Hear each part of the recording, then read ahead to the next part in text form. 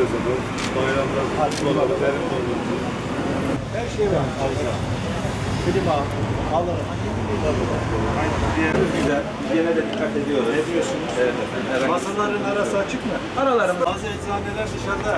Yok, bizim sosyal mesafemiz var.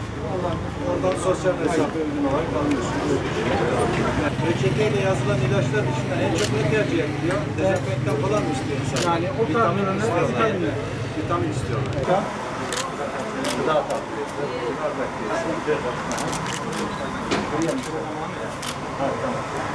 Pandemiye has talepler. Teşekkür ediyoruz.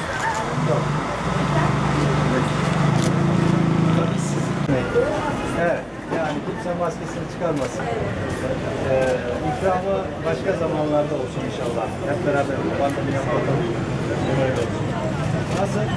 Bugünlerde insanlarda şöyle yanlış algı düğünlerde ikram falan yasak ama altın takmak serbest yalnız. Almıyorlar. Çok şey bahane düğünlere gitmiyorlar.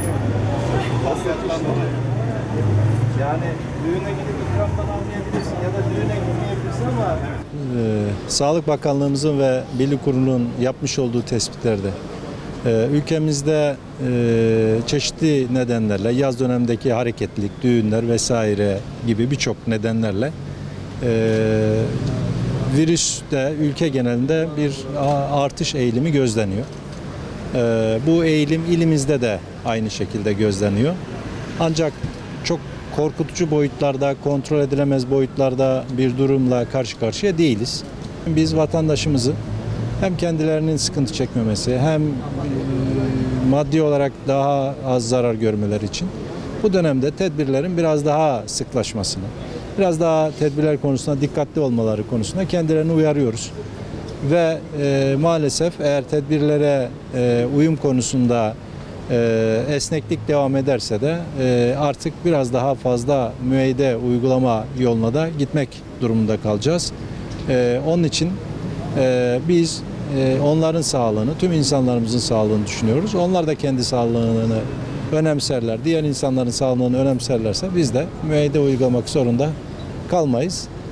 Bugün de 81 ilimizde İçişleri Bakanlığımızın talimatı doğrultusunda denetimlerimize başladık ve yaptığımız tespitlerde vatandaşlarımız bu denetimlerden memnun olduklarını ifade ediyorlar. Genel anlamda uyma konusunda çok ciddi sorun yok. Ancak insanlar belli dönemlerde bir rehavet oluşuyor. Bazen tedbirlere uyma konusunda unutkanlık oluşuyor. Bunları da sık sık hatırlatmanın faydalı olduğunu değerlendiriyoruz. iyi yolculuklar. Nasıl? İnsanlar çok ısrarcı olmuyor değil mi? Biz ayakta alın, gecikiyoruz. Acele gitmemiz lazım demiyorlar değil mi? Yok var. Peki. Hani senin dezenfektan? Ha orada. Evet. Tamam. Genelde kullanıyor insanlar. Evet evet var. Genelde bildiğinizde. Sen de maskeni takıyorsun. Evet. Yorucu oluyor mu senin için maske?